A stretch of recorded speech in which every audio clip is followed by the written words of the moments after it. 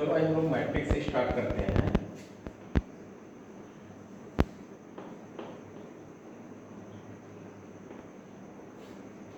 जैसे हम आपसे कह रहे हैं कि अगर कोई सेट ए है, इसकी कार्डिनलिटी अगर आपका यह 3 × 2 है, तो हम क्या करते हैं कि 3 हॉरिजॉन्टल लाइन ड्रा करते हैं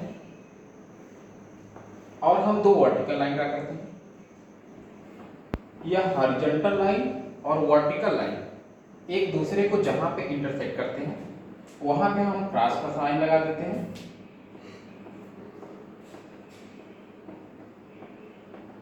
अदर जितने भी लाइन बचे उनको क्या करते हैं, इरेज कर देते हैं। तो जब आप इरेज करोगे तो आपको कुछ इस तरह का शेप दिखेगा। इस शेप को हम इस क्लोज ब्रैकेट में बंद कर देते हैं, या तो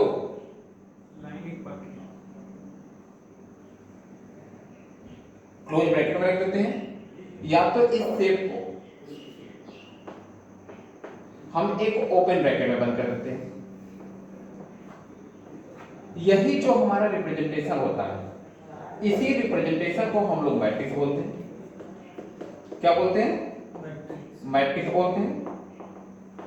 इसको किसी न किसी एक कैपिटल लेटर से हम लोग रिप्रेजेंट कर देते हैं। यह जो हॉरिजॉन्टल लाइन होती है उसको हम लोग रो बोलते हैं। हॉरिजॉन्टल लाइन को हम लोग रो बोलते हैं, और जो वर्टिकल लाइन होता है उसको हम लोग कॉलम बोलते हैं। यह देखो हमारे पास ये पहली हॉरिजॉन्टल लाइन है, तो इसको हम बोलते हैं कि ये पहला रो है, R1 है। यह क्या है? दूसरा हॉरिजॉन्टल लाइन है, तो इसको हम बोलते हैं कि यह दूसरा रो है, R2 है। यह तीसरी हॉरिजॉन्टल लाइन है, तो इसको हम लोग बोलते हैं कि यह R3 है। यह पहला वर्टिकल लाइन है, तो इसको पहला कॉलम C1 बोलते हैं। यह दूसरी वर्टिकल लाइन है, तो इसको हम लोग बोलते हैं कि दूसरा कॉलम क्या है? C2 है। यहाँ पे ये जो क्रॉस है, इस क्रॉस के प्लेस पे मैट्रिक्स के इंट्रीज होते हैं। जैसे यहाँ पे जो भी कुछ इंट्रीज होंगे वह क्या होगा? आपका पहला रो और पहला कॉलम का एलिमेंट होगा, तो उसको हम लोग बोल देते हैं कि यह हमारा क्या है? A11 है। कहने का मतलब कि यह पहले रो और पहले कॉलम का क्या है? एलिमेंट है। यह किसका एलिमेंट होगा? यह पहले रो का तो एलिमेंट होगा, लेकिन किस कॉलम का होगा? दूसरे कॉलम का एलिमेंट होगा। यहाँ पे देखो यह किसका एलिमेंट होगा? दूसरे रो का एलिमेंट होगा और पहले कॉलम का एलिमेंट होगा। यह आपका होगा दूसरा रो और क्या होगा? दूसरा कॉलम होगा। यह क्या होगा? आपका तीसरा रो, पहला कॉलम होगा। यह आपका क्या होगा? तीसरा रो और दूसरा कॉलम होगा। यहाँ पे देखो नंबर ऑफ रो कितने हैं? 3 हैं। नंबर ऑफ कॉलम कितने हैं? 2 हैं। तो हम बोल देते हैं कि यह 3/2 की मैट्रिक्स है। कितने की मैट्रिक्स है? 3/2 की मैट्रिक्स है। इसी को हम बोलते हैं कि यह ऑर्डर ऑफ मैट्रिक्स है। क्या है? उस मैट्रिक्स ए का क्या है? ऑर्डर है।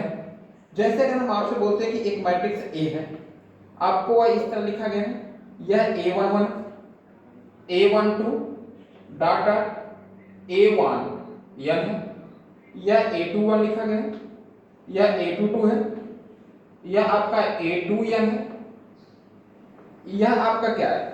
mth रो है, यह AM2 है,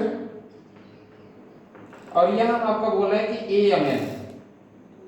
तो यह बताना किस ऑर्डर की मैट्रिक्स है? M/n की मैट्रिक्स है। इसको हम लोग कंपैक्ट फॉर्म में, कंपैक्ट फॉर्म का मतलब होता है कि हम उसको स्मॉलेस्ट फॉर्म में इस तरह लिखते हैं। अगर हम बोल रहे हैं कि यह A है, A इक्वल टू यह आपका होगा Aij M/n की मैट्रिक्स होगी। जैसे हम कह रहे हैं कि आपको कहीं लिखा हुआ है A, आपको दिया गया है, बोला गया कि यह जो A है यह आपका Aij, यह आपका 2/3 की मैट्रिक्स है। कहने का मतलब यह है कि एक मैट्रिक्स है जिसमें नंबर ऑफ रो कितने हैं? 2 हैं, और नंबर ऑफ कॉलम कितने हैं? 3 हैं। तो कहीं ना कहीं इस मैट्रिक्स का मतलब क्या होगा? इस मैट्रिक्स का मतलब तो यही होगा, A11 A12 A13 A21 A22, यह क्या हुआ? A23 हुआ। अभी किसी को कोई प्रॉब्लम है? यह कितने ऑर्डर की मैट्रिक्स है? 2/3 की मैट्रिक्स है। अगर एक बात बताना, अगर हम कह रहे हैं कि यह 2/3 की मैट्रिक्स है तो टोटल नंबर ऑफ एलिमेंट कितने हैं इस मैट्रिक्स में? 6 एलिमेंट है। अगर हम कह रहे हैं आपको कि कोई सेट ए है, अगर इसकी कार्डिनलिटी अगर 2 है तो हम कितने वेरियस ऑर्डर की मैट्रिक्स का कंस्ट्रक्शन कर सकते हैं? तो आप बोलोगे कि एक 1/2 की मैट्रिक्स का कंस्ट्रक्शन होगा जिसका शेप कुछ इस तरह का होगा। एक रो होंगे, कितने कॉलम होंगे? A11 होगा, A12 होगा। एक आपका मैट्रिक्स क्या मिलेगा?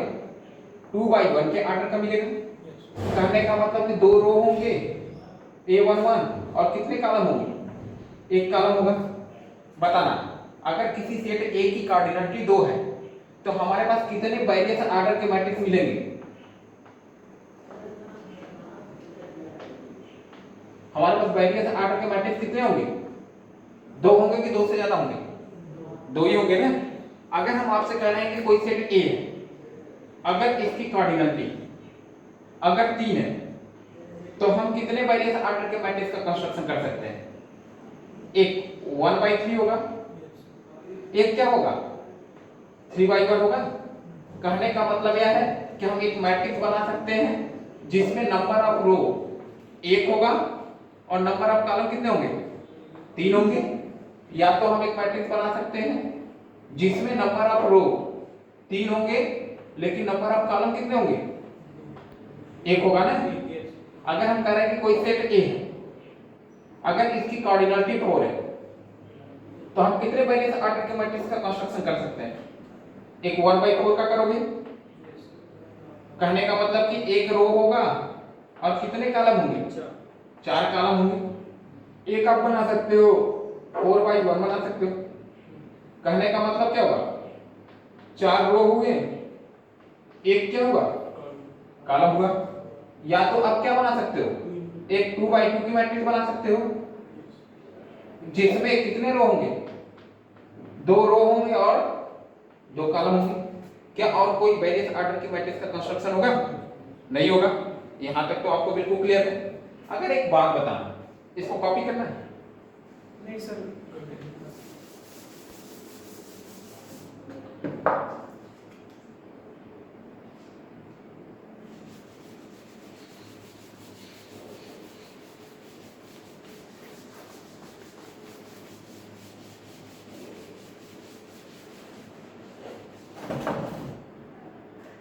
जैसे यहां पे लिखना, अगर हम कह रहे हैं कि किसी भी सेट A की कार्डिनलिटी अगर 20 है तो हम कितने वेरियस ऑर्डर के मैट्रिक्स का कंस्ट्रक्शन कर सकते हैं?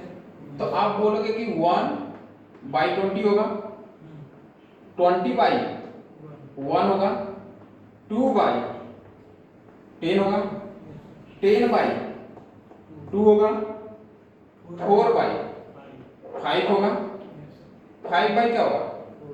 4 होगा। क्या और कोई मैट्रिक्स मिलेगी? हमारे पास अगर किसी सेट A की कार्डिनलिटी अगर 20 है तो हमारे पास वेरियस ऑर्डर के कितने मैट्रिक्स का हम कंस्ट्रक्शन कर सकते हैं? 6 कर सकते हैं। लेकिन प्रॉब्लम यह होगी जब हम करें कि किसी भी सेट A की कार्डिनलिटी अगर 6400 है,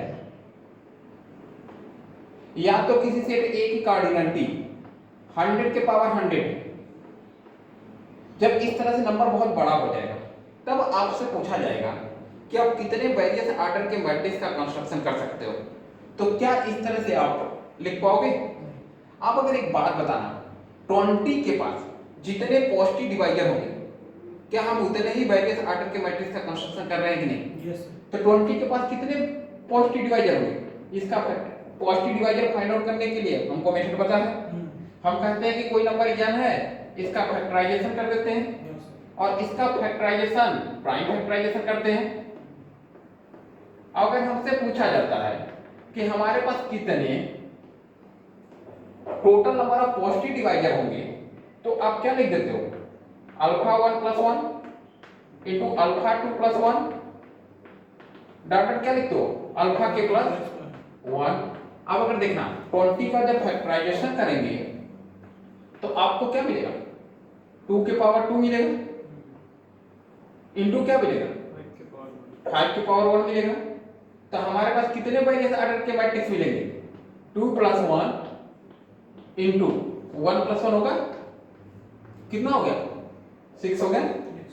तो एक बात बताना, अगर हमको किसी सेट की कोऑर्डिनेट अगर दी गई है और आपसे पूछा जाता है कि आप कितने वेरिएंस ऑर्डर के मैट्रिक्स का कंस्ट्रक्शन कर सकते हैं, तो आप क्या करेंगे, आप इस तरह से राइट करोगे कि उसके total number of positive divisor निकाल दोगे, total number of positive divisor निकाल दोगे, जितने उसके पास total number of positive divisor होंगे उतने वेरिएंस ऑर्डर के मैट्रिक्स का कंस्ट्रक्शन हो जाएगा।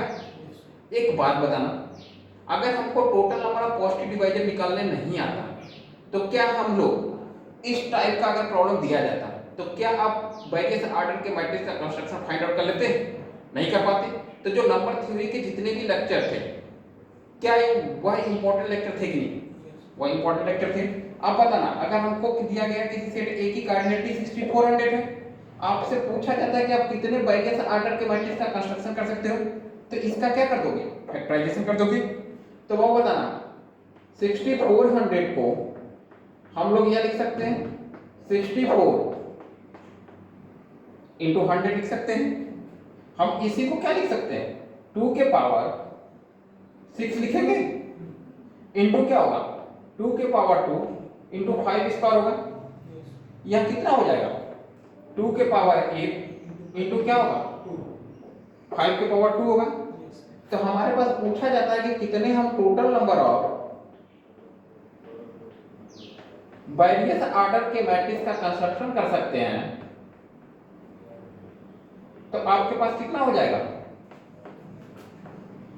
8 + 1 इंटू क्या होगा, 2 + 1 होगा, तो यह कितना हो जाएगा, 9 इंटू क्या होगा, 3 होगा, कितना हो गया, 27 हो गया।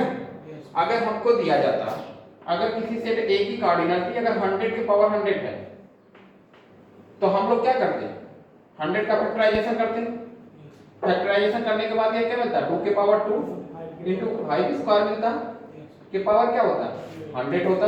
तो यह क्या हो जाता, 2 के पावर 200 इंटू 5 के पावर क्या होता, 200 होता। तो हमारे पास कितने वेरिएंस ऑर्डर के मैट्रिक्स मिलते, 200 + 1 इंटू क्या होता, 200 + 1 होता। तो यह क्या हो जाता, 201 इंटू क्या होता, 201। इसको सॉल्व कर लेते, आपकी जो भी कुछ वैल्यू मिलती वह क्या मिल जाते, वेरिएंस ऑर्डर के हमको मैट्रिक्स मिल जाते कि नहीं मिल जाते। इसको कॉपी करना है,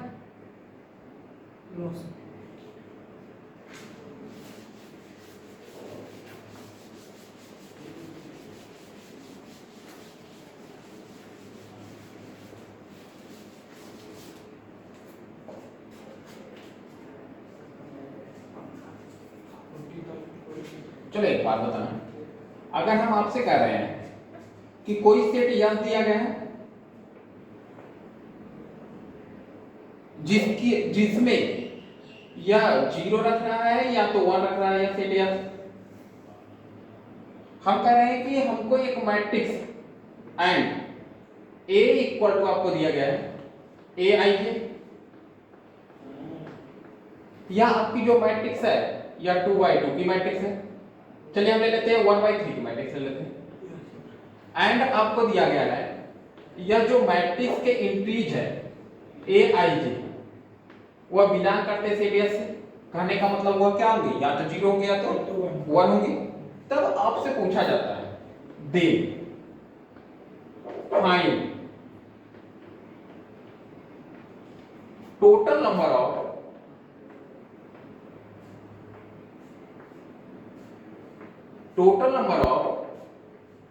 मैट्रिक्स।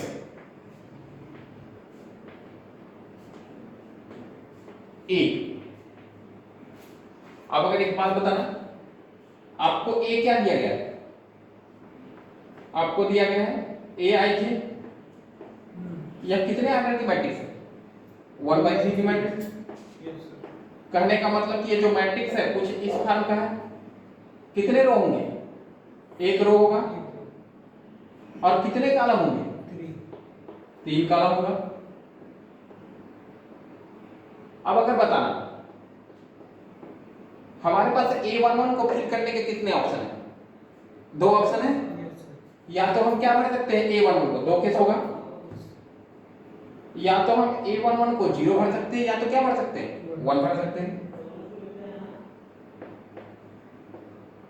क्या बाबू A11 को फिल करने से हमारी मैट्रिक्स तैयार हो गई कि हमको A12 और A13 को भी फिल करना पड़ेगा। हमको A12 और A13 को भी फिल करना पड़ेगा क्योंकि इंट्रीज क्या है, 0 है या तो 1 है। अगेन इसको फिल करने के कितने ऑप्शन होंगे, 2 ऑप्शन होगा। एक आपके पास क्या होगा, 0 होगा, एक क्या होगा आपका 1 होगा। अब यहां पे बताना इसको फिल करने के कितने ऑप्शन हुए, दो ही हुए ना, एक 1 होगा एक 0 होगा।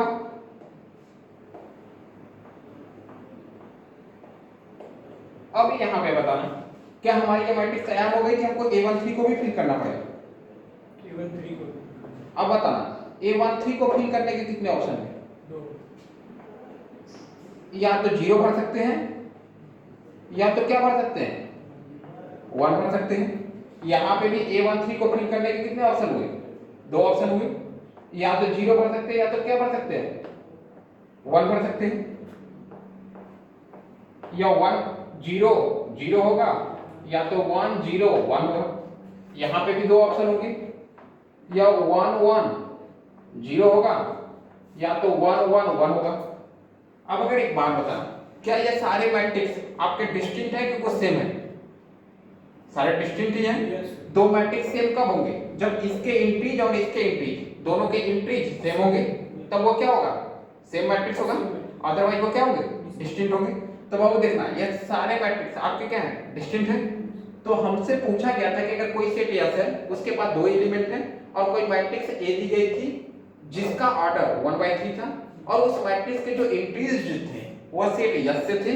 आपसे पूछा गया था कि आप कितने total number of matrix A find out कर सकते हो। तो बताना आपके पास total number of matrix A कितना होगा, 1 2 3 4 5 6 7 कितना होगा 8 होगा।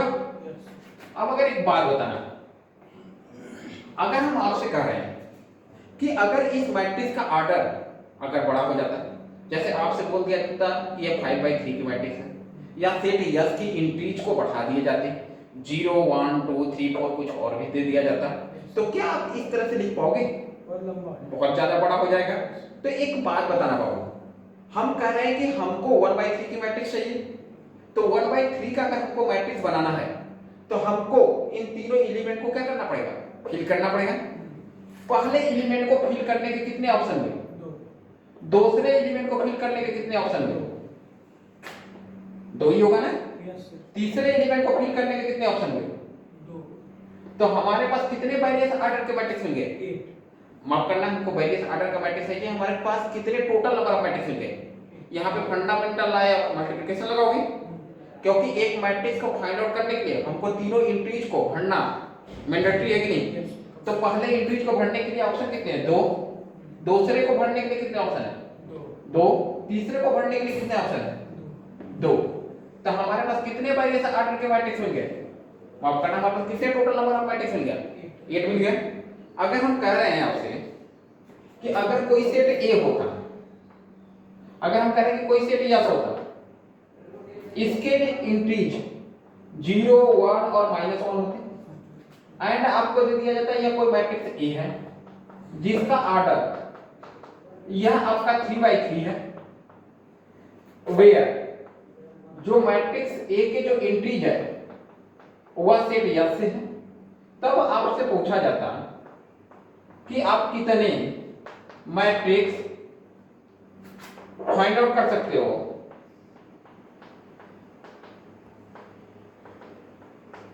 तो आप क्या करोगे, आपके पास मात्र एक ऑप्शन है,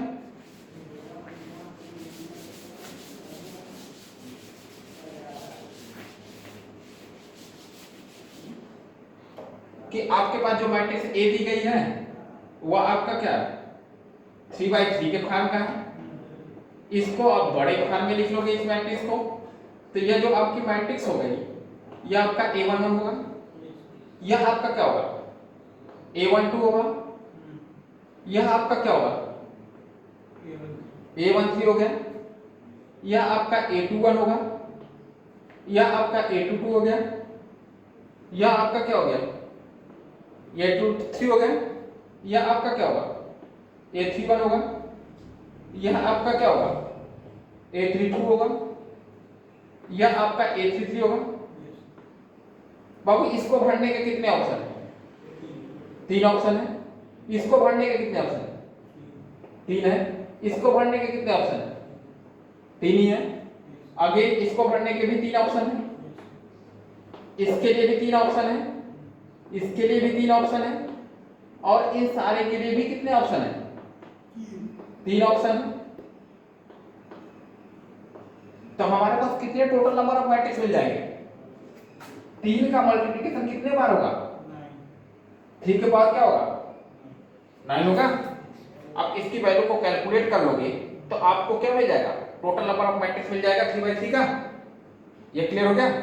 अगर हम इक्वेशन यह लें, अगर हम आपसे यह कह रहे हैं कि कोई भी सेट यह है जिसके इंट्रीज 0 1 -1 और 1 है, एंड एक मैट्रिक्स है Aij, आपकी यह 3/3 की मैट्रिक्स है, वेयर आपका जो Aij है या आपके 0 होंगे या तो 1 होंगे। कब होंगे, जब I j के क्या होगा, बराबर होगा। एंड आपको दिया गया है या Aij आपके 1 होंगे या तो -1 होंगे। यह कब होंगे, जब I j के बराबर नहीं है, तब आपसे पूछा जाता है कि हम कितने मैट्रिक्स को ऑब्टेन कर सकते हैं। टोटल नंबर ऑफ मैट्रिक्स ए, तो आप क्या बताओगे, आपके पास यह ए जो है, यह आपका Aij, यह आपका क्या है, 3/3 की मैट्रिक्स है। यह क्या हो जाएगा आपका, A11 होगा, या A12 होगा, या A13 होगा, या आपका A21 होगा, या A22 होगा, या A23 होगा, या आपका A31 होगा, या A32 होगा, या आपका A33 होगा। अब आओ बताना, जहां पे नंबर ऑफ रो और नंबर ऑफ कॉलम सेम है, कहने का मतलब कि I = j है, तो उसकी वैल्यू क्या होगी, 0 और 1 होगी। तो कहने का मतलब A11 A22 और A33 की वैल्यू क्या होगी, 0 होगी या तो 1 होगी। क्या यहाँ पे कभी भी हम -1 को भर पाएंगे, नहीं। तो इसको भरने के कितने ऑप्शन हुए, इसको भरने के कितने ऑप्शन हुए, इसको भरने के कितने ऑप्शन हुए, 2 ही हुए। अगेन बोला गया है कि अगर I j के बराबर नहीं है तो इंक्रीज क्या होंगे, 1 होगा या तो -1 होगा। तो इसको भरने के कितने ऑप्शन हुए, 2 हुए। इसको भरने के कितने ऑप्शन हुए, 2 हुए। इसको भरने के कितने ऑप्शन हुए, इसको भरने के कितने ऑप्शन हुए, इसको भी भरने के कितने ऑप्शन हुए, 2 ही हुए। इसको भरने के कितने ऑप्शन हुए, 2 हुए। तो हमारे पास टोटल नंबर ऑफ मैट्रिक्स कितना हो जाएगा, 2 के पावर 9 हो जाएगा, या कितना हो जाएगा, 512 हो जाएगा। अगर इस टाइप का प्रॉब्लम आएगा तो आप उसको बना ले जाओगे कि नहीं, अभी कोई प्रॉब्लम है, इसको इरेज करें।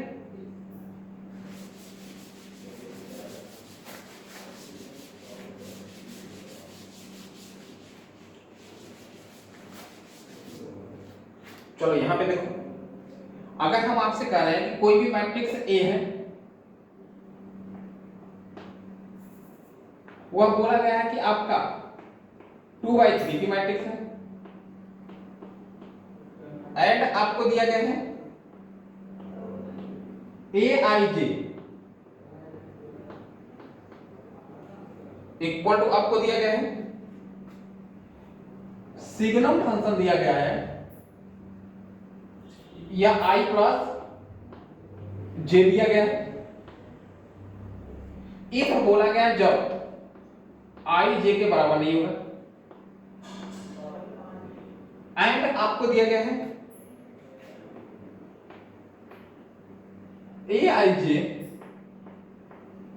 इक्वल टू आपको दिया गया है, यह आपका fractional function, fractional part of x दिया गया है,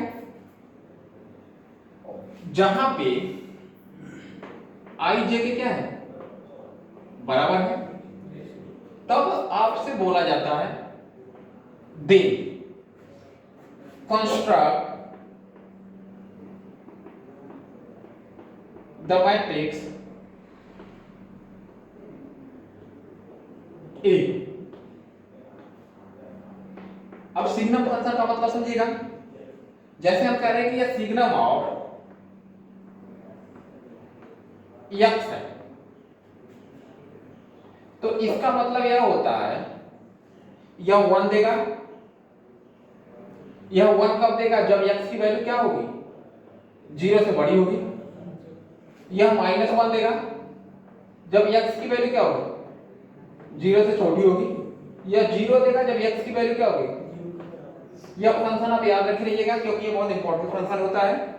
अब अगर एक बात बताइए, अगर हम आपसे कहते हैं कि जैसे सिग्नम ऑफ 2 की वैल्यू कितनी होगी, तो आप कह दोगे कि 1 होगा, क्योंकि 2 क्या है, आपका पॉजिटिव नंबर है, तो आउटपुट क्या देगा, 1 देगा। जैसे हम अगर आपसे पूछे सिग्नम ऑफ -2 की वैल्यू कितनी होगी, या -1 होगा। सिग्नम ऑफ 1.3 की वैल्यू कितना होगा, 1 ही होगा। फ्रैक्शनल पार्ट ऑफ x का मतलब आप जानते हो कि कैसे निकलता है। जैसे हम आपसे पूछे कि कर्ली ब्रैकेट 1.5 की वैल्यू कितनी होगी, तो आपको पता है कि हर एक नंबर दो पार्ट से मिलकर बना होता है, इंटीजर पार्ट और किससे मिलकर बना होता है, फ्रैक्शनल पार्ट ऑफ x से मिलकर बना होता है। अब x की वैल्यू अगर 1.5 रखोगे तो यह क्या मिलेगा, 1.5 मिलेगा, प्लस क्या होगा, कर्ली ब्रैकेट 1.5 होगा, यह क्या हो जाएगा, कर्ली ब्रैकेट 1.5 इक्वल टू 1.5। यह आउटपुट देता है, क्या देता है, ये अपने लेफ्ट का जस्ट लेफ्ट में जो इंटीजर होगा वही दे देगा, तो यह क्या होगा, -1 होगा, तो यह क्या दे देगा, आपका 0.5 देगा। अगर यही सपोज करो कि अगर हमको इंटीजर हो कर्ली ब्रैकेट के अंदर, तो आउटपुट हमेशा क्या देता है, 0 देता है। जैसे हमको 2 की वैल्यू निकालनी है, कर्ली ब्रैकेट 2 की वैल्यू निकालनी है, तो 2 इक्वल टू क्या लिखोगे, बाकी सब 2 प्लस कर्ली ब्रैकेट क्या होगा, 2 होगा, तो यह 2 देगा, यह भी क्या देगा, 2 देगा। यह कर्ली ब्रैकेट 2 की वैल्यू कितनी हो जाएगी, 0 होगा।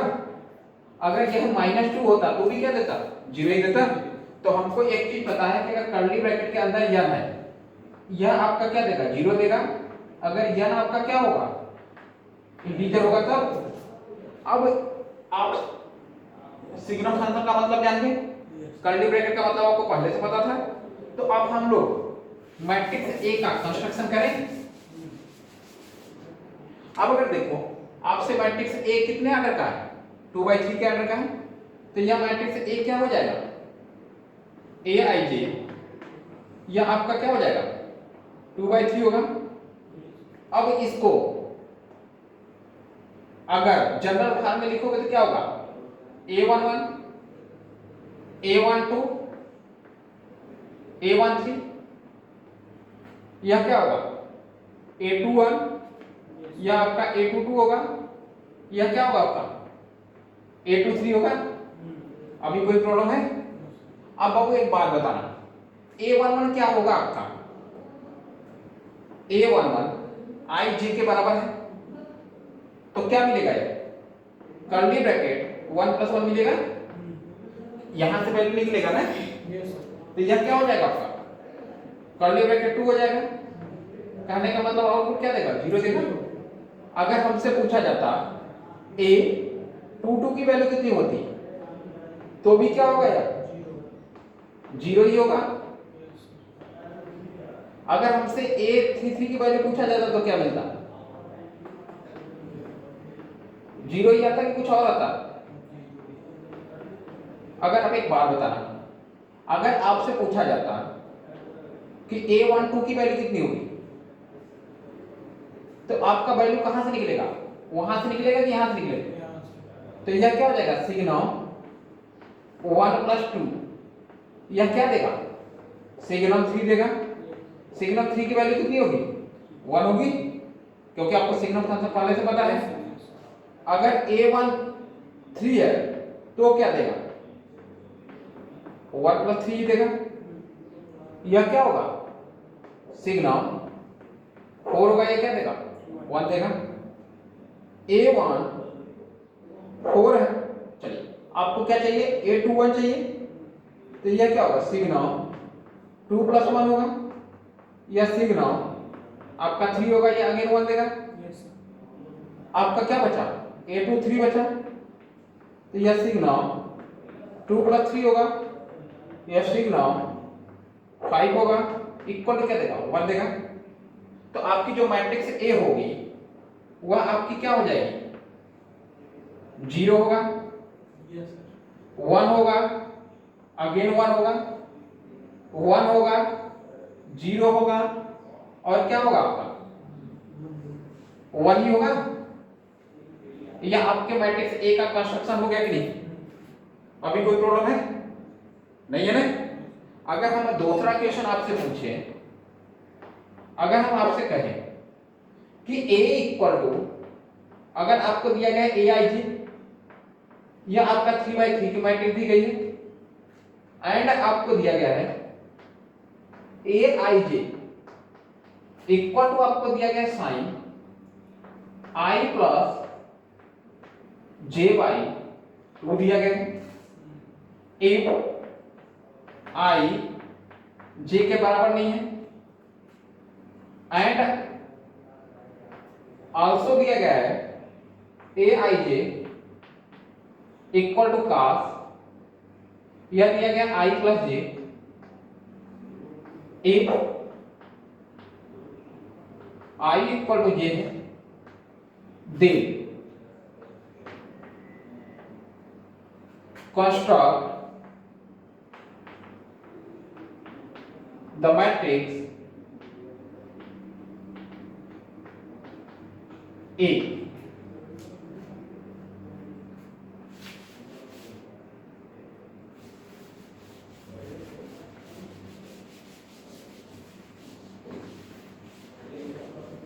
अब देखना, आपको इंटीज पता है, आपको मैट्रिक्स ए का कंस्ट्रक्शन करना है, तो मैट्रिक्स ए कितना होगा आपका, जो ए होगा यह आपका क्या होगा, aij होगा, यह आपका क्या होगा 3/3 की मैट्रिक्स होगी। इसको हम जनरल फॉर्म में कैसे लिख सकते हैं, यह आपका होगा a11 a12 a13 a21 a22 a23, यह आपका होगा a31, यह a32, यह आपका a33 होगा। अब बताना आपका क्या होगा, a11 की वैल्यू कितनी होगी, जब i j के बराबर होगा तब उस केस में आपको क्या मिलेगा, cos i + j मिलेगा। Yes, sir. आपको एक चीज पता है कि cos n पाई की वैल्यू कितनी होती है, हमेशा यह -1 के पावर क्या होता है, यह होता है। जैसे हम आपसे पूछे कि cos 0 की वैल्यू कितनी होगी, तो आप कहोगे, इसको लिख सकते हैं cos 0 इंटू क्या लिखोगे, पाई लिखोगे, तो यह क्या होगा -1 के पावर 0, यह क्या हो जाएगा 1 हो जाएगा। अगर cos 2 पाई की वैल्यू पूछे तो क्या होगा, -1 के पावर 2 होगा, यह 1 देगा। अगर cos 100 पाई की वैल्यू पूछा जाए तो क्या देगा, -1 के पावर 100, यह 1 देगा। अगर cos 101 पाई की वैल्यू पूछा जाए तो क्या देगा, -1 के पावर क्या होगा 101 होगा, यह क्या देगा -1 देगा। कहने का मतलब है कि अगर यह इवन इंटीजर मल्टीपल ऑफ पाई होगा तो वैल्यू हमेशा 1 देगा, अगर यह ऑड मल्टीपल ऑफ पाई होगा तो इसकी वैल्यू हमेशा क्या आएगी, -1 आएगी। अब अगर यहां पे देखना, आपको पता है कि a11 की वैल्यू क्या देगा आपका, यह देगा cos 1 + 1, यह क्या देगा 2 देगा।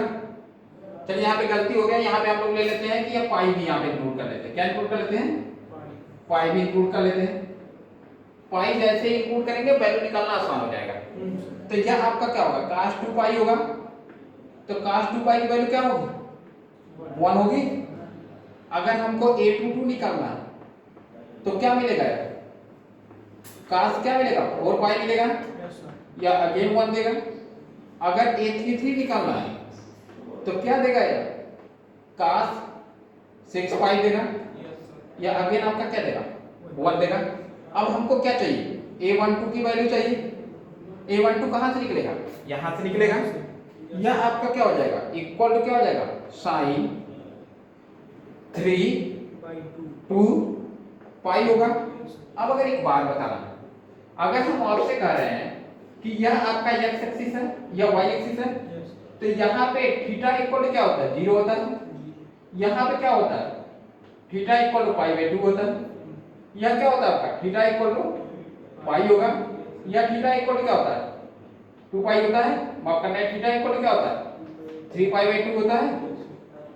अगेन बढ़ोगे तो यह थीटा इक्वल टू क्या होगा 2 पाई होगा। अब अगर एक बात बता, अगर हम यहाँ पे अगेन पढ़ते हैं तो यह क्या होगा 2 पाई इसमें ऐड करोगे Yes, sir. तो यह क्या होगा आपका 5 पाई बाई 2 होगा। Yes, sir.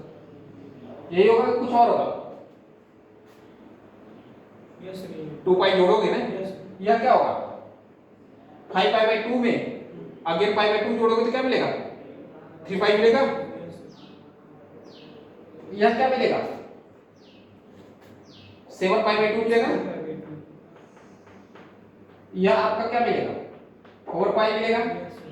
तो हमको पता चल गया कि x एक्सिस पे हमेशा या तो यह इवन मल्टीपल ऑफ पाई होगा या तो क्या होगा यार ऑड मल्टीपल ऑफ पाई होगा। Yes, sir. लेकिन y एक्सिस पे यह किसका मल्टीपल होगा, पाई बाई 2 का मल्टीपल होगा। अगर देखो पॉजिटिव y एक्सिस है, पॉजिटिव y एक्सिस पे अगर सोचो यहाँ पे 1 इंटू क्या है पाई बाई 2 है, अगर 1 को 4 से डिवाइड करोगे तो रिमाइंडर क्या देगा 1 ही देगा। यहाँ पे क्या है 5 इंटू पाई बाई 2 है, अगर 5 को 4 से डिवाइड करोगे तो रिमाइंडर कितना देगा 1 देगा। अगर यहाँ पे देखो 3 को 4 से डिवाइड करोगे तो रिमाइंडर क्या देगा 3 देगा। 7 को 4 से डिवाइड करोगे तो रिमाइंडर क्या देगा 3 देगा। हमको एक बात पता चल गया कि अगर हमको कोई नंबर दिया गया है, अगर वह number multiple of pi by 2 है, अगर उसको 4 से डिवाइड करेंगे, अगर रिमाइंडर 1 आएगा तो वह पॉजिटिव y एक्सिस होगा। अगर रिमाइंडर 3 आएगा तो वो कहां होगा Negative by. Negative y axis होगा। हमको पता है कि अगर पॉजिटिव हम y एक्सिस पे लें, जैसे हम यूनिट सर्किल अगर ड्रा करें, अगर हम एक यूनिट सर्किल लें यहाँ पे, तो हमको पता है कि यह 1 कामा 0 होता है, यह क्या होता है 0 कामा 1 होता है, यह क्या होता है आपका -1 कामा 0 होगा, यह आपका क्या होगा, यह आपका 0 कामा क्या होगा -1 होगा। यह क्या होगा आपका 0 कामा -1 होगा। Yes, sir.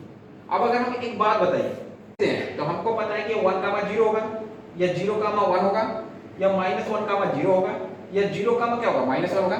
पहला कोऑर्डिनेट क्या होता है cos थीटा होता है, दूसरा क्या होता है sin थीटा होता है। तो अब अगर एक बात बताना, अगर ये पॉजिटिव y एक्सिस होगा तो हमेशा उसकी जो sin की वैल्यू होगी वह क्या होगी हमेशा 1 होगी। अगर वह नेगेटिव y एक्सिस होगा तो उसके sin की वैल्यू कितनी होगी -1 होगी। Minus. जैसे हम कह रहे हैं कि अगर आपसे पूछा जाए कि sin पाई बाई 2 की वैल्यू कितनी होगी तो आप क्या बोलोगे 1 बोलोगे। जैसे आपसे पूछा जाए sin 5 पाई बाई 2 की वैल्यू कितनी होगी Minus. 1 होगा, क्योंकि 5 को 4 से डिवाइड करोगे तो रिमाइंडर क्या आएगा 1 आएगा। तो ये कहां पे होगा पॉजिटिव y एक्सिस होगा। जैसे आपसे पूछा जाए कि sin 101 पाई बाई 2 की वैल्यू कितनी होगी, या तो यह 1 देगा या तो क्या देगा यार -1 देगा। 101 को 4 से डिवाइड करोगे तो रिमाइंडर क्या आएगा 1 आएगा। तो क्या वैल्यू देगा 1 ही देगा। ये क्लियर हो गया, अभी कोई प्रॉब्लम है किसी को। अब अगर एक बात बताना, यहाँ पे अगर 3 को 4 से डिवाइड करोगे तो रिमाइंडर कितना देगा 3 देगा। तो ये कहाँ पे आएगा positive y negative y axis पे आएगा, तो इसकी वैल्यू हमेशा क्या देगी -1 देगी। अगर हम a13 निकालें तो यह क्या देगा साइन देगा। यह क्या होगा आपका 3 + 1 4/2, यह 2 पाई होगा। Yes, sir. साइन 2 पाई की वैल्यू हमेशा क्या होती है 0 होती है, क्योंकि साइन n पाई की वैल्यू क्या होता है आपका 0 ही होता है ना। यह n आपका कोई भी इंटीजर हो, क्योंकि यह कहां पे चला जाएगा sin पाई sin 2 पाई sin 3 पाई, यह कहां पे चला जाएगा या तो पॉजिटिव y एक्सिस पे जाएगा, माफ करना, या तो पॉजिटिव x एक्सिस पे जाएगा या तो नेगेटिव एक्स एक्सिस पे जाएगा, अगर पॉजिटिव एक्स एक्सिस पे भी जाएगा तो y कोऑर्डिनेट क्या है इसका साइन है तो 0 हो जाएगा, नेगेटिव एक्स एक्सिस पे जाएगा तो भी उसका y कोऑर्डिनेट क्या है 0 ही है। अब अगर एक बात बताना, इसकी वैल्यू कितनी हो जाएगी 0 होगी। अगर हम कह रहे हैं कि a1 a21 है तो यह क्या देगा साइन 3 पाई बाई 2 ही देगा। आगे इसकी वैल्यू क्या आएगी -1 आएगी। अगर हम a23 की वैल्यू निकालें तो क्या देगा साइन 5 पाई बाई 2 देगा। यह कहाँ पे आएगा पॉजिटिव वाई एक्सिस पे आएगा, क्योंकि 5 को 4 से डिवाइड करोगे तो रिमाइंडर क्या आएगा 1 आएगा, तो इसकी वैल्यू क्या देगी 1 देगी। अगर हम कह रहे हैं कि यह a31 है तो यह क्या देगा साइन देगा, यह क्या होगा 4 या 2 पाई देगा, इसकी अगेन वैल्यू क्या देगी 0 देगी। अगर हमारे पास लास्ट बचा a32 बचा, यह क्या होगा साइन 5 पाई 2 होगा, यह क्या होगा आपका 1 देगा। तो आपका जो मैट्रिक्स A होगा वह आपका होगा क्या, आपका देखिए a11 क्या है 1 है, a12 क्या है -1 है, a13 क्या है 0 है, a21 कितना है -1 है, a22 कितना है 1 है, a23 कितना है 1 है, a31 कितना है 0 है, a32 क्या है 1 है, a33 कितना है, यह आपको मैट्रिक्स मिल गई। अब अगर एक बात बताना, अगर हमको किसी भी मैट्रिक्स का अगर हमको कंस्ट्रक्शन करना है, अगर उस मैट्रिक्स का जो इंटीज है वह अगर किसी भी तरह हमको डिफाइन करके दिया जाएगा तो क्या हम मैट्रिक्स ए का कंस्ट्रक्शन कर लेंगे कि नहीं। चलो इसको कॉपी करना है कि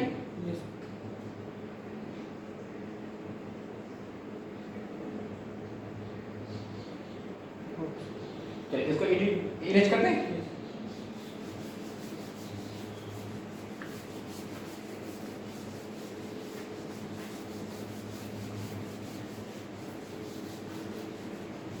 तो हम दो के consider n n cross matrix दिया गया है विथ इंटीज आपके 1 to डाटा डीएल स्क्वायर है, रिटेन इन ऑर्डर में, स्टार्टिंग है टॉप लेफ्ट एंड मूविंग है एलॉन्ग किसके बीच रो के, फिर जा कहां पे रहा है लेफ्ट टू राइट जा रहा है। अगेन आपको बोला गया है कि वी चूज कर रहे हैं, हम यानी इंटीज को चूज कर रहे हैं उस मैट्रिक्स से, और वह इस तरह से है कि एग्जैक्टली वन इंटीज जो हो वह कहां पे हो ईच रो में हो और कहां पे हो ईच कॉलम में हो। अगेन बोला गया जो यस है वह सम ऑफ क्या है सेलेक्टेड इंटीज है। कहने का मतलब समझिएगा, जैसे हम कोई एक मैट्रिक्स ए अगर हम 2 की मैट्रिक्स लेते हैं तो इसके इंटीज क्या होंगे 1 होगा 2 होगा 3 होगा और क्या होगा 4 होगा। यह क्या है 2 की मैट्रिक्स है तो इंटीज देखो कैसे 1 2 डाटा कहां तक है 2 स्क्वायर तक है। अभी कोई प्रॉब्लम है, कोई प्रॉब्लम नहीं है। अगर एक बात बताना, अगर हम करें ये 3 की मैट्रिक्स लेते तो आपको क्या मिलता 1 मिलता 2 मिलता 3 मिलता 4 मिलता 5 मिलता 6 मिलता 7 मिलता 8 मिलता और 9 मिलता। तो यह क्या हो जाता 1 2 डाटा कहां तक चला जाता 3 स्क्वायर तक चला जाता। अगर यह n बाई n की मैट्रिक्स है तो आपका यह क्या होगा 1 होगा 2 होगा डाटा कहां तक जाएगा n तक जाएगा। यह आगे वाली एंट्री क्या होगी n + 1 होगी, यह क्या होगा n + 2 होगा, यह क्या होगा आपका 2n होगा, यह क्या होगा आपका 2n + 1 होगा, यह 2n + 2 होगा, यह डाटा कहां तक जाएगा 3n तक जाएगा। अब अगर एक बात बताना, अगर हम लास्ट रो को लिखेंगे तो यहाँ पे देखिए यह दूसरा रो है तो इंड कहां पे होगा 2n, स्टार्टिंग कहां से हो रहा है तीसरा रो का स्टार्टिंग कहां से हो रहा है 2n + 1 से, तो इसका स्टार्टिंग कहां से होगा n - 1 into n + 1 से स्टार्टिंग होगा। कोई प्रॉब्लम है, इसका यह क्या हो जाएगा n - 1 into n प्लस क्या होगा 2 होगा। यह डाटा कहां तक चला जाएगा n - 1 into n plus n होगा। अगर इसको सॉल्व करोगे तो क्या देगा n स्क्वायर देगा ना। अभी कोई प्रॉब्लम है, तो हमने क्या किया n बाई n की एक मैट्रिक्स लिख लिया जिसकी इंट्रीज कहाँ से है 1 टू डाटा 10 स्क्वायर तक है। अब आपको बोला गया है कि आपसे क्वेश्चन क्या पूछा गया है, the number of way after selecting the n entries is. कहने का मतलब समझ आ रहा है कि इस मैट्रिक्स से हमको n एंट्रीज को क्या करना है, चूज करना है। लेकिन हमको इस तरह से चूज करना है कि हर एक एंट्रीज क्या हो, वह एक रो में हो और कितने कॉलम हो, एक ही कॉलम में हो। कहने का मतलब अगर हमें 2 बाय 2 के मैट्रिक्स से ऑब्जर्व करें, अगर हम आपसे कह रहे हैं कि अगर हम 1 चूज लिए तो वो क्या हम 3 को चूज कर पाएंगे? हमारे पास क्या हो गया, 1 और 4 को चूज कर सकते हैं, एक मैट्रिक्स से हो गया। n एंट्रीज को चूज करने का ऑप्शन यही हुआ ना, जैसे हमको यहाँ पे 2 बाय 2 का मैट्रिक्स है तो कितने एंट्रीज को चूज करना पड़ेगा, 2 एंट्रीज को चूज करना पड़ेगा। तो हम 1 या तो 4 को चूज कर सकते हैं, एक ऑप्शन ये हुआ। दूसरा ऑप्शन क्या होगा कि अगर हम चाहें तो 2 मैट्रिक्स 2 को चूज लें और किसको चुनना पड़ेगा, 3 को चुनना पड़ेगा। तो एक बात बताना, तो हमारे पास 2 बाय 2 के मैट्रिक्स है, हमको 2 एंट्रीज को चूज करने के कितने ऑप्शन हुए, 2 ऑप्शन हुए। अब एक बात बताना, अगर सोचो क्या हमको हर एक रो से कितना एलिमेंट लेना है, एक लेना है। तो अगर एक बात बताना, अगर ये हमारे पास यह मैट्रिक्स अगर यह 1 2 3 4 5 6 7 8 9 यह अगर 3 बाय 3 की मैट्रिक्स होती तो हम क्या करते, पहले रो से हमको एक एलिमेंट को लेना है। तो कितने एलिमेंट है, 3 एलिमेंट है। 3 एलिमेंट में से एक एलिमेंट को चूज करने के कितने ऑप्शन होंगे, 3 ऑप्शन होंगे। तो क्या होगा 3c1 होगा। क्या हमारे पास हमको कितने एंट्रीज को चूज करने हैं, 3 एंट्रीज को चूज करने हैं। क्या हमारा एक एंट्रीज को चूज करने से हमारा काम हो गया कि हमको 2 एंट्रीज को और चूज करना पड़ेगा। अब अगर बताओ, अगर सपोज करो हम 1 को चूज लिए, या तो 1 को चूज करेंगे या तो 2 को करेंगे या तो 3 को करेंगे। अगर 1 को चूज लिए तो क्या इस 4 को चूज कर पाएंगे। तो हमारे पास सेकंड रो से हमको एक एलिमेंट को चूज करने के कितने ऑप्शन है, 2 ऑप्शन है। क्या करेंगे, 2 में से कितने को चूज करेंगे, 1 को चूज करेंगे। अगर सपोज करो हम यह भी चूज लिए तो हमारे पास तीसरे रो में से एक एलिमेंट को चूज करने के कितने ऑप्शन है, एक ऑप्शन है ना, कि हम मात्र इस 9 को ही चूज कर सकते हैं ना। तो क्या करना पड़ेगा, 1c1 करना पड़ेगा। तो हमारे पास कितने टोटल इस मैट्रिक्स A से जो 3 बाय 3 के ऑर्डर की है, हमको अगर 3 एंट्रीज को चूज करना है तो हमारे पास कितने ऑप्शन हो जाएंगे, 6 ऑप्शन हो जाएंगे। अभी कोई प्रॉब्लम है। अगर सोचो अगर हम 2 को पहले रो से चूज करते हैं तो हमारे पास फिर भी कितने ऑप्शन होते, 3 ऑप्शन होते। लेकिन क्या हम 5 को चूज कर पाते तो भी हमारे पास कितने ऑप्शन होते, 2 ही ऑप्शन होते ना। अगर सोचो हम 4 चूज कर लेते तो हम 2 और 4 को चूज नहीं कर पाते। तो क्या हम थर्ड रो से जब एलिमेंट को चूज करते तो क्या हम 7 और 8 को चूज कर पाते। तो हमारे पास मात्र एक ही ऑप्शन होता। अभी कोई प्रॉब्लम है। अब अगर एक बात बता, हमारे पास ये n बाय n की मैट्रिक्स दी गई है और हमको n एंट्रीज को चूज करना है। वह एंट्रीज कुछ इस तरह से है कि हर एक एंट्रीज या तो वह रो में लाई करे या तो कहां पे लाई करे, कॉलम में लाई के करे। कहने का मतलब वह रो और कॉलम में दोनों एक साथ ना हो। तो पहले रो से कितने एलिमेंट को चूज करना पड़ेगा, एक। तो n एलिमेंट है तो n एलिमेंट में से एक एलिमेंट को चूज करने के कितने ऑप्शन हुए, n c1 होगा। अगर सपोज करो हम 1 को चूज कर लिए तो क्या n + 1 को चूज कर पाएंगे। तो हमारे पास दूसरे रो में कितने एलिमेंट है, n ही एलिमेंट है। लेकिन हमको कितने एलिमेंट में से एक एलिमेंट को चूज करना है, n - 1 एलिमेंट में से। क्लियर है ना, इसको तो नहीं लेंगे। अब हमारे पास इतना ही एलिमेंट बचा तो कितने एलिमेंट बचे, एक निकाल दिए तो n - 1 बचा। n - 1 में से कितने को लेना है, एक को लेना है। तो बाबू यह क्या होगा, n - 1 c1 होगा। अब अगर बताना हम इसको अगर चूज कर लिए तो तीसरे रो से हमारे पास, तीसरे रो से हमको अगर एक एलिमेंट को चूज करना है तो क्या हम इसको और इसको चूज कर पाएंगे। तो हमारे पास कितने एलिमेंट बचे, n - 2। तो यह क्या हो जाएगा, n - 2 में से कितने एलिमेंट को लेंगे, 1 एलिमेंट को लेंगे। अब अगर एक बात बता, यह हमारे पास कहां तक चलता जाएगा, डाटा बढ़ता जाएगा। अब अगर सोचो यह तीसरा रो है तो किसको सब्ट्रैक्ट किए, n - 2 को सब्ट्रैक्ट किए। जब यह हमारे पास nth रो को लेते हैं तो किसको सब्ट्रैक्ट करते हैं, n - 1 को सब्ट्रैक्ट करते हैं। तो हमारे पास लास्ट रो से एक एलिमेंट को चूज करने के कितने ऑप्शन होंगे, एक ही ऑप्शन होगा। अगर आप देखो यह क्या हो गया आपका, n हो गया, यह क्या होगा इनटू n - 1 हो गया, यह क्या हो गया n - 2 हो गया, यह डाटा क्या हो गया 1 हो गया। तो क्या हम इसको फैक्टोरियल n लिख सकते हैं कि नहीं, तो ये आपका क्वेश्चन पहला बन गया।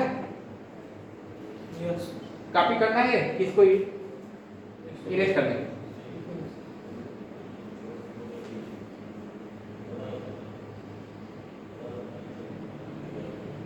हो गया। अब दूसरा क्वेश्चन देखो, आपको दूसरा क्वेश्चन बोला जाता है,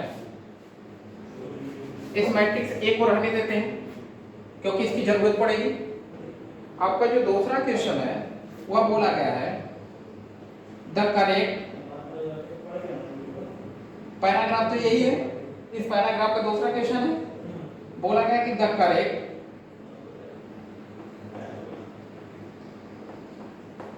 स्टेटमेंट इज, आपका ऑप्शन यह है, यस है आपका n times n square plus 1 by 2, या बी है या n times 2n plus 1 by 2, या आपका सी ऑप्शन है n times n plus 1 2n plus 1 by क्या होगा 4 है। आपका जो डी ऑप्शन है वह है यस इज नॉट यूनिक। अब अगर देखो, ओके चलो, आपका पास इस पैराग्राफ का दूसरा क्वेश्चन दिया गया है, बोला गया है कि द करेक्ट स्टेटमेंट इज, बोला गया है कि यस की एक वैल्यू आपको यह दी गई है, दूसरी वैल्यू आपको यह दी गई है, तीसरी वैल्यू यह दी गई है और चौथी वैल्यू आपको यह दी गई है। बोला जा रहा है कि यस की जो वैल्यू होगी वह यूनिक नहीं होगी। आपको पहले से मैट्रिक्स पता था कि ये n बाई n की मैट्रिक्स होगी। तो अब एक बात बताना, यस क्या है, वह जो हम n एंट्रीज को चूज कर रहे हैं उनका क्या हुआ, एडिशन है। तो एक बात बताना, अगर हम पहले रो से 1 को चूज कर रहे हैं, या तो हम क्या करेंगे 2 को चूज करेंगे, या तो n को चूज करेंगे। अगर सपोज करो पहले रो से 1 को चूज करें तो दूसरे रो से n प्लस 1 को चूज नहीं करेंगे। कहने का मतलब है कि 1 क्या होगा, पूरे समेशन में केवल एक बार इन्वॉल्व होगा। अगर हम पहले रो से 2 को चूज कर रहे हैं तो दूसरे रो से क्या करेंगे, n प्लस 2 को चूज नहीं करेंगे। कहने का मतलब है कि जो 2 है वह भी क्या होगा, एक बार इन्वॉल्व होगा। अगर हम दूसरे रो से n प्लस 2 को चूज कर रहे हैं तो गारंटी है कि हमको तीसरे रो से क्या चूज नहीं कर सकते हैं, 2n प्लस 2 चूज नहीं कर सकते हैं। तो अगर हम लोग n एंट्रीज को अगर चूज कर लें और उनको हम ऐड करें तो हमारे पास यही फॉर्मेशन मिलेगा कि कुछ और मिलेगा। हर एक एंट्रीज में वह जो n एंट्रीज है उसमें 1 इन्वॉल्व होगा, n प्लस 2 इन्वॉल्व होगा, 2n प्लस 3 इन्वॉल्व होगा, n minus 1 into n plus n involve होगा। कहने का मतलब है कि 1 2 3 डाटा कहां तक जाएगा, n तक जाएगा। इसको लिख सकते हो 1 प्लस 2 प्लस डाटा कहां तक जाएगा, n तक जाएगा। प्लस क्या होगा आपका, n कॉमन लोगे तो क्या जाएगा 1 प्लस 2 प्लस 3 प्लस डाटा कहां तक जाएगा, n माइनस 1 तक जाएगा। अब आपको देखना है ये क्या होगा आपका n बाई 2, n प्लस 1 होगा, प्लस क्या होगा, ये आपका n होगा, इंटू n माइनस 1 बाई 2 होगा, इंटू अगेन क्या होगा n होगा। अब अगर n आप कॉमन ले लिए n बाई 2 तो आपको क्या मिला, n प्लस 1 मिला, प्लस क्या मिलेगा n स्क्वायर माइनस 1 मिलेगा। अब यहां से माइनस 1 और 1 कैंसिल हो गया, यह आपका क्या हो गया n by 2, again n common लिए तो यह क्या होगा n प्लस 1 होगा। यह आपका क्या हो गया n square by 2 n plus 1 n square by 2 n plus 1 n square by 2 n plus 1 1। यह ऑप्शन सही नहीं आ रहा है, यह तो पूरा स्टेटमेंट सही है। यह क्या होगा 1 प्लस 2 प्लस डाटा क्या होगा यार, यह नहीं होगा। yes इसमें कोई प्रॉब्लम है, इसमें तो कोई डाउट नहीं है। यहाँ तक भी क्लियर है कि यह कहाँ तक जाएगा, n कॉमन लेंगे तो 1 मिलेगा, 2 मिलेगा, 3 मिलेगा, n माइनस 1 तक मिलेगा। यहाँ से जब ऐड करोगे तो n बाई 2 n प्लस 1 मिलेगा, यहाँ पे जब ऐड करोगे तो ये n मिलेगा। यह कितने टर्म है, n माइनस 1 टर्म है, तो यह क्या मिलेगा n माइनस 1 बाई 2, यह क्या मिलेगा n ही मिलेगा। तो अगर कॉमन लोगे तो क्या मिलेगा, n by 2 कॉमन लीजिए तो n plus 1 मिलेगा, ये n plus 1 ही मिलेगा। यहाँ से क्या मिलेगा, एक n बचेगा तो यह इसके साथ मल्टीप्लाई होकर क्या हो जाएगा, अच्छा ये माइनस n देगा, यह क्लियर है। अब देखो यह क्या होगा, n और माइनस n कैंसिल आउट हो गया तो यह क्या दे दिया आपका n by 2, यह n स्क्वायर प्लस 1 दे दिया। तो आपका कौन सा ऑप्शन हो गया, ए हो गया। अभी कोई प्रॉब्लम है। अब तीसरा क्वेश्चन इसी पैराग्राफ का देखिएगा, इसको इरेज कर देना।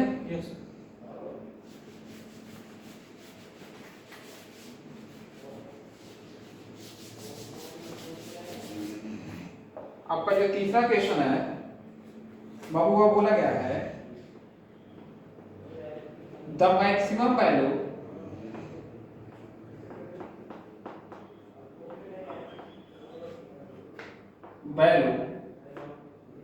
of yarn such that yarn is less than or equal to 5 yarn is, आपका ऑप्शन यह है 3 है, आपका ऑप्शन 4 है, या आपका ऑप्शन 5 है, या आपका जो ऑप्शन डी है वह आपका नन है। अब अगर बताइए आपको यस की वैल्यू पता थी, यह क्या था n time n square plus 1 by क्या होगा 2 होगा। आपको दिया गया है कि n less than equal to क्या है 5n है, यह क्या होगा n times n square plus 1 by 2 less than और इक्वल टू क्या होगा 5n होगा। यह n पॉजिटिव क्वांटिटी है तो डिवाइड करने पे कोई फर्क पड़ेगा, इनइक्वालिटी पे कोई फर्क नहीं पड़ेगा। तो यह क्या हो जाएगा n square plus 1 less than और इक्वल टू 10 होगा। अगर n पॉजिटिव क्वांटिटी नहीं होता, अगर हमको पता नहीं होता तो क्या डिवाइड कर पाते हैं। अब अगर देखिए यह क्या होगा आपका n square minus 9 less than और इक्वल टू 0 होगा। यह क्या हो गया आपका n square minus 3 square less than और इक्वल टू 0 होगा। अगर हम वेरिएबल मेथड लगा देंगे तो यह क्या होगा आपका 3 होगा, यह क्या होगा यह माइनस 3 होगा, यह क्या होगा 3 होगा। यह साइन क्या होगा आपका, क्योंकि इसका जब फैक्टराइजेशन करेंगे तो ये n माइनस 3 मिलेगा, n प्लस 3 लेस देन और इक्वल टू 0 मिलेगा। यह राइट में हमेशा पॉजिटिव होगा या नेगेटिव होगा, ये क्या होगा पॉजिटिव होगा। हमको n की वैल्यू चाहिए जो कि यहाँ पे सब्स्टिट्यूट करने पे इसकी वैल्यू 0 के बराबर हो जाए, 0 से छोटी हो जाए। कहने का मतलब जो n है वो कहाँ से बिलोंग करेगा -3 से 3 तक होगा। तो यह जो आपके पास n की जो मैक्सिमम वैल्यू है वह कितना हो जाएगा, n आपका क्या है the maximum value of n such that n less than और इक्वल टू आपका क्या है 5n है। तो कहीं ना कहीं यह जो n क्या है आपका n इंक्रीज को चूज कर रहा है, तो कहीं ना कहीं आपका जो n है वह कहीं ना कहीं एक पॉजिटिव नेचुरल नंबर है, क्योंकि वह तो ऑर्डर्स का रोल निभा रहा है ना। तो n की वैल्यू क्या होगी आपकी मैक्सिमम वैल्यू 3 होगा कुछ और होगा 3 होगा सर, तो आपका आंसर क्या हो गया 3a ये होगा।